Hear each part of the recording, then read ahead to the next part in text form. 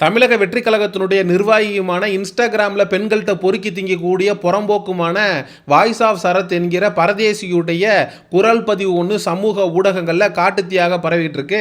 நேற்று இரவோடு இரவாக விஜய் அவர்கள் எங்கள் கட்சி பெண்கள் குறித்து கேவலமாக கீழ்த்தனமாக பொன்ராஜ் என்றவர் பேசிட்டாரு, விபச்சாரின்னு பேசிட்டாரு, அவர் மீது சட்டம் தன் கடமையை செய்யணும் அப்படின்னு சொல்லி இரவோடு இரவாக விஜய் அவர்கள் காவல் நிலையத்தில் ஒரு பரபரப்பு புகார் ஒன்று அளிச்சிருக்காரு.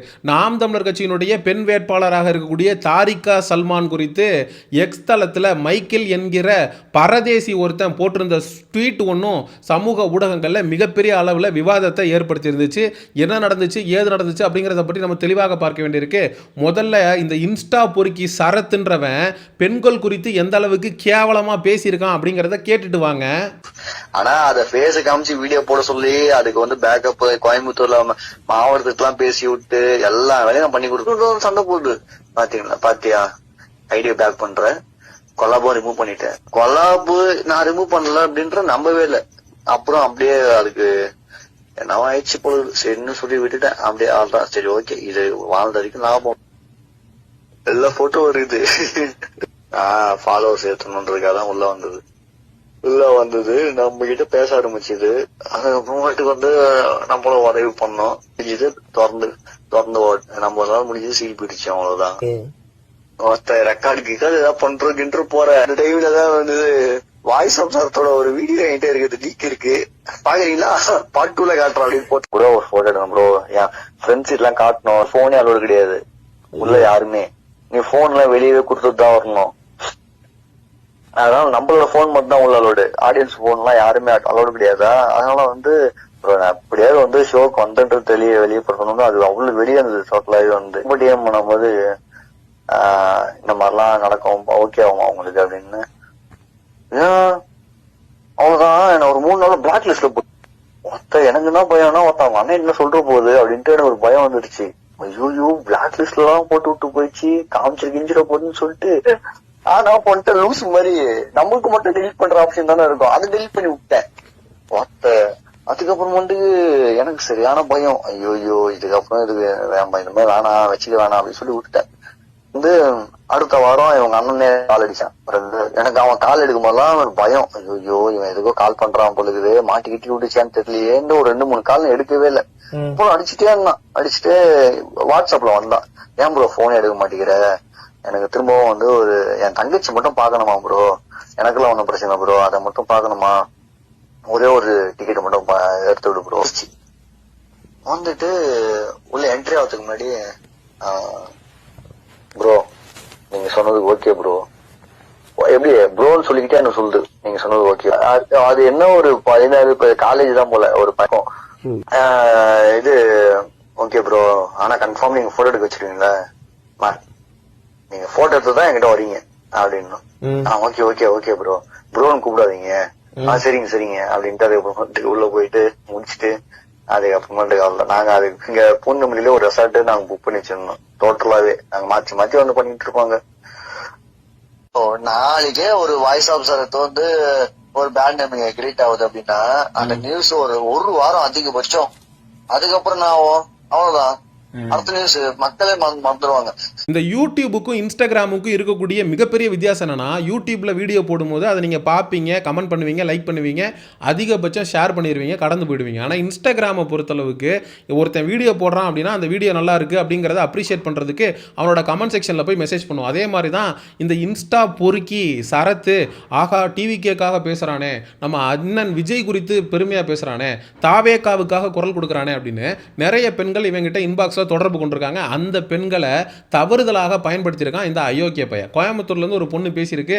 அந்த பொண்ணோட சேர்ந்து கொலாப்லாம் பண்ணி அந்த பொண்ணோட முகத்தை காட்டி வீடியோலாம் போட வச்சு அந்த பொண்ணு வந்து ஒரு கட்டத்தில் பாப்புலர் ஆகிட்டு இவனை கண்டுக்காமல் கிளம்பி போயிருச்சான். அவன் சொல்கிறான் என்ன நினச்சதோ தெரில, அந்த பொண்ணு என்னை விட்டுட்டு போயிருச்சு. டே நீ பொறுக்கியா இருக்க, புறம்போக்கா இருக்க, பொண்ணுனா ஆன்னு நாக்க தொங்க போட்டு அலையிற, அதனால் உன் கூட பழக வேணான்னு சொல்லிட்டு அவள் போயிருப்பாடா. அதான் உண்மையான காரணமாக இருக்கும். ஆனால் இவன் என்ன சொல்கிறான் அப்படின்னா, போனால் போகட்டும், நமக்கு கிடைச்ச வரைக்கும் லாபம் தானே, ஏன்னா நம்ம தானே சீல் பிரித்தோம் அப்படின்னு பேசுகிறாங்க.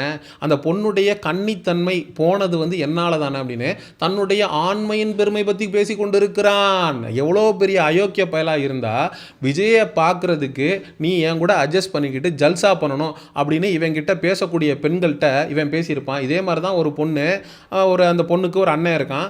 அந்த பொண்ணு இவனை கம்யூனிகேட் பண்ணி எப்படியாவது என்னை விஜயை பார்க்க வைங்க ப்ரோ அப்படின்னு சொல்லியிருக்கு. இவன் என்ன சொல்லியிருக்கான், விஜயை பார்க்கணுன்னா என் கூட நீ அட்ஜஸ்ட் பண்ணிட்டு இருக்கணும் அப்படின்னு இவன் சொல்லியிருக்கான். அந்த பொண்ணு இவன் சொன்னதை கேட்டு பிளாக் பண்ணி போட்டு ஒரு வாரமாக இவன்கிட்ட பேசவே இல்லை. அதுக்கப்புறம் அந்த பொண்ணோட அண்ணன் கால் பண்ணியிருக்கான். இவன் பயந்துக்கிட்டு எடுக்கவே இல்லை. ஏன் பயப்படுற, நீ தான் ரொம்ப தைரியமான ஆளாச்சே, எடுத்து பேச வேண்டியதானே, செருப்பை கழட்டி அடிச்சா காரி துப்புனா என் தங்கச்சிட்ட எப்படா அப்படி பேசுவா அயோக்கிய பையலன்னு பேசினா எப்படி அப்படின்னு சொல்லிட்டு இவன் பயந்துட்டு எடுக்காமல் இருந்திருக்கான். அதுக்கப்புறம் அட்டன் பண்ணி பேசியிருக்கான். ப்ரோ நீங்கள் என்னெல்லாம் கூட்டிகிட்டு போக வேணாம், என் தங்கச்சியை மட்டும் எப்படியாவது கூட்டிகிட்டு போய் விஜயை வந்து பார்க்க வச்சுருங்க ப்ரோ அப்படின்னு சொல்லியிருக்கான். இவனும் கூட்டு போயிருந்திருக்கான். அந்த பொண்ணு விஜயை பார்க்குறதுக்கு உள்ளே போகிறதுக்கு முன்னாடி சொல்லியிருக்கு, ப்ரோ நீங்கள் சொன்னது எனக்கு ஓகே ப்ரோ, எது 2 பேரும் சேர்ந்து ஜல்சா பண்ணலாம்னு இவன் சொன்னான்ல, அது வந்து அந்த டீலிங் எனக்கு ரொம்ப பிடிச்சிருக்குன்ற மாதிரி அந்த பொண்ணு ஓகே அப்படின்னு சொல்லிருச்சான். அதுக்கப்புறம் வந்து இந்த ப்ரோன்லாம் சொல்லாத, நம்ம 2 பேருக்குள்ளே அப்படி ஒரு விஷயம் நடக்க போது ப்ரோன்னு சொன்னால் ஒரு மாதிரி சங்கோஜமாக இருக்காது அப்படின்னு அந்த பொண்ணுக்கு சொல்லி அனுப்பிச்சி வச்சிருக்காரு. அந்த பொண்ணு போய் விஜயை பார்த்துட்டு அதுக்கப்புறம் பூந்தமல்லியில் இருக்கக்கூடிய ஒரு ரிசார்ட்டில் ரூம் போட்டு அந்த பொண்ணோட நான் இருந்தேன் பல தடவை அப்படின்னு இவனே ஒப்புதல் வாக்குமூலம் கொடுத்து வச்சிருக்கான். இது மாதிரி பிளாக் டிக்கெட் விற்கக்கூடிய பரதேசிகளை கூட்டிகிட்டு வந்து அரசியல் பேச விட்டோம் அப்படின்னா எந்த அளவுக்கு கேவலமாக தன்னை நாடி வந்த பெண்களை, தாவேக்காவுக்கு ஆதரவாக பேசுகிறான், விஜய்க்கு ஆதரவாக பேசுகிறான், நம்ம அவங்ககிட்ட பேசுவோம் அப்படின்னு பேச வந்த பெண்களை எந்த அளவுக்கு தப்பாக மிஸ்யூஸ் பண்ணியிருக்கான் பாருங்க இந்த அயோக்கிய பைய. இந்த அளவுக்கு தனக்கு மெசேஜ் பண்ணக்கூடிய பெண்கள்கிட்ட இவன் தப்பாக பழகியிருக்கான், மிஸ்யூஸ் பண்ணியிருக்கான். இதுக்கான தைரியம் இவனுக்கு எங்கேருந்து வந்துச்சு அப்படின்னு பார்க்கும்போது அதையும் இவனே ஒப்புதல் வாக்கு மூலமாக கொடுத்து வச்சிருக்கான். சரத்துன்றவனுக்கு ஒரு கெட்ட பேர், அவன் ஏதோ ஒரு விஷயத்தில் மாற்றான் அப்படின்னா மக்கள் அதை ஒரு வாரத்துக்கு பேசுவான், அதுக்கப்புறம் மறந்துட்டு அடுத்த வேலையை பார்க்க போயிடுவான் அப்படின்னு மக்களை ரொம்ப அண்டர் எஸ்டிமேட் பண்ணுறான். உண்மைதான். இதே விஜய் த்ரிஷா விஷயம் வந்துச்சு, விஜய் வந்து சங்கீதாவுக்கு துரோகம் பண்ணிட்டு த்ரிஷாவோட இல்லீகல் அஃபேரில் எக்ஸ்ட்ரா மெரிட்டல் அஃபேரில் இருக்காரு அப்படின்னு தெரிய வந்துச்சு. ஒரு வாரம் மக்கள் எல்லாரும் பேசினாங்க, அதே மாதிரி கடந்து போயிட்டாங்க. அதே மாதிரி இந்த பொறுக்கி பயிலையும் கடந்து போயிடுவாங்க அப்படிங்கிற அந்த தைரியத்தில் தான் இவன் பல பொண்ணுங்க கிட்ட எல்லை மீறி சில்மிசம் பண்ணியிருக்கிறதா அவனே ஒப்புதல் வாக்குமூலம் அப்படிங்கிறத கொடுத்து வச்சிருக்கான். இந்த நிலையில தான் நேற்று இரவோடு இரவாக விஜய் அவர்கள் பொன்ராஜ்னு ஒருத்தர் மேலே போய் வழக்கு கொடுக்குறாரு. அந்த பொன்ராஜ்ன்றவர் தாவேக்கால இருக்கக்கூடிய பெண்கள் எல்லாரையுமே ரொம்ப கேவலமாக பேசிட்டாரு, விபச்சாரின்னு பேசிட்டாரு. எப்பா நீ இருக்கிற, உனக்கு வந்து அக்காவாக இருப்போம், தங்கச்சியாக இருப்போம், அதுக்கப்புறம் தேவைப்பட்டால் பொண்டாட்டியாக கூட இருப்போம் அப்படின்னு சொல்கிறத நம்ம எந்த விதத்துலையுமே நியாயப்படுத்த முடியாது. அதே நேரத்தில் இவர் வந்து விபச்சாரி அப்படின்னு சொல்லியிருக்க வேண்டாம். ஏன்னா ஒரு பெண் வந்து விஜயை பற்றி பேசும்போது அளவு கடந்த ஒரு அன்பின் மிகுதியில் அந்த ரசிகை வெறியில் அது மாதிரியான வார்த்தைகளை பேசுகிறது தான். அதுக்காக அவங்க உண்மையான விபச்சாரியாக இருப்பாங்க அப்படின்னு சொல்லி அர்த்தம் கிடையாது. பொன்ராஜ் அவர்கள் தாவேகாவில் இருக்கக்கூடிய பெண்கள் குறித்து பேசுனது தவறு தான், அதற்கு வந்து அவர் பகிரங்க மன்னிப்பு கேட்கணுங்கிறதுல நமக்கு மாற்று கருத்தே இல்லை. ஆனால் விஜயை பார்த்து நம்ம கேட்கணும்னு நினைக்கிறது ஒன்றே ஒன்று மட்டும்தான். உன் கட்சியில் இருக்கக்கூடிய பெண்களுக்கு ஒரு பிரச்சனை அப்படிங்கிறப்போ நைட்டோட நைட்டாக BMW கார் எடுத்துக்கிட்டு காவல் நிலையத்துக்கு போய் புகார் அளிக்க தெரிஞ்ச உனக்கு உன் கட்சியில் இருக்கக்கூடிய மைக்கேல் என்கிற புறம்போக்கு பன்னாட பரதேசி நாம் தமிழர் கட்சியுடைய பெண் வேட்பாளர் தாரிகா சல்மானை கொச்சையாக பச்சையாக அவனுடைய எக்ஸ்தலத்தில் எழுதி வச்சிருக்கானே, உன் கட்சி நிர்வாகிகள் எவனாவது கண்டிச்சானா? இதே தாவேகா தலைவர் விஜய் அவர்கள் மற்ற கட்சியில் இருக்கக்கூடிய பெண்களை கண்ணியமாக நடத்துங்க, என் கட்சியில் இருந்துக்கிட்டு அதை நீங்கள் பண்ணீங்கன்னா என் கட்சி வந்து நடவடிக்கை எடுக்கும், நான் உங்களை கட்சியிலேருந்து நீக்கிடுவேன், அடிப்படை உறுப்பினராக கூட நீங்கள் இருக்க மாட்டீங்க அப்படின்னு எச்சரிக்கிறதுக்கு விஜய்க்கு திராணி இருக்கா? எச்சரிச்சிருந்தார் விஜய் அப்படின்னா இந்த வாய்ஸ் ஆஃப் சரத் போன்ற பரதேசிகள் பன்னாடைகள் தனக்கு வந்து இன்பாக்ஸில் மெசேஜ் பண்ணக்கூடிய பெண்கள்கிட்ட அத்துமீறி நடந்திருப்பானுங்களா? அவன் பேசும்போது அந்த வாய்ஸ் ஆஃப் சரத்ன்றவன் சொல்கிறான், அந்த பொண்ணுக்கு என்ன காலேஜ் படிக்கிற வயசு 17 வயசு அப்படின்னு சொல்கிறான். டேய் 17 வயசுனா அது பெரிய குற்றம்டா. போஸ்கோ ஆக்டில் உள்ளே போய் கழிதின வேண்டியவன் காவல்துறை. அவன் வந்து சொல்லக்கூடிய பூந்தமல்லி ரிசால்ட்டை வந்து என்ன நடக்குதுங்க ஏது நடக்குது அப்படிங்கிறத சர்ச் பண்ணணும். இப்போல்லாம் நிறைய ஹோட்டல்ஸில் ஐடி கார்ட்ஸ் கேட்குறாங்க. அன்மேரிடு கப்புள்ஸ் வரணும் அப்படின்னா 18 and above இருக்கணும் அப்படின்றதுக்காக 2 பேருக்குமே ஐடி கார்டு கொடுத்து 18 வயசுக்கு மேலே அந்த ஆணும் பெண்ணும் இருந்தால் மட்டும்தான் நிறைய ஹோட்டல்ஸில் வந்து இப்போ 90% ஆஃப் ஹோட்டல்ஸ் அப்படி தான் செயல்படுது, அப்படி தான் ரூம் கொடுக்குறாங்க.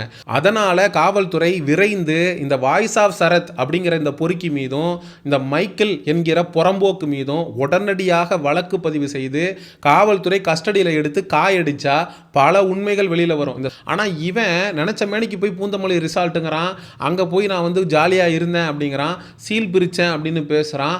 அப்போது இது வந்து ஒரு செக்ஸ் ஸ்கேமாக நடந்திருக்கிறதுக்கு கூட வாய்ப்பு இருக்குது. ஏன்னா ஆதாரம் அப்படிங்கிறத நீங்கள் இதுக்கப்புறம் கலெக்ட் பண்ணணுங்கிற அவசியம் இல்லை. ஏன்னா அவனே வாய்ஸ் ரெக்கார்டில் உளறி ஒரு ஒப்புதல் வாக்குமூலத்தை கொடுத்து வச்சிருக்கான். அதை நீங்கள் ஆதாரமாக வைத்துக்கொண்டு இந்த வாய்ஸ் ஆஃப் சரத் என்கிற பரதேசி மேலே வழக்க போட்டு அவன் என்னென்ன பண்ணா, ஏது பண்ணா, இவனால் பாதிக்கப்பட்ட பெண்கள் யார் யார் அப்படிங்கிறத காவல்துறை வெளியே கொண்டு வந்து நீதியை நிலைநாட்டணும் அப்படின்னு சொல்லி இந்த காணொலியை நிறைவு செய்கிறேன். நாம் தமிழர் கட்சி தம்பிகள் இந்த காணொலியை தாவேகா தற்குறிகளுடைய கண்ணில் படும் வரை பகிருங்க.